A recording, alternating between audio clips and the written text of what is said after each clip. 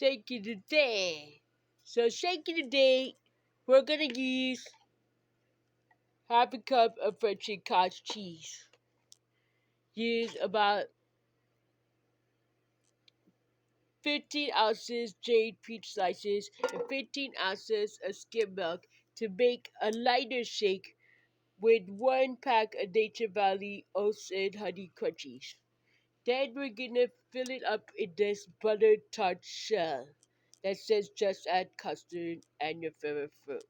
It has the fruit in there, and now we blended all the ingredients. Is it thick? Is it a shake? Or is it a custard filling?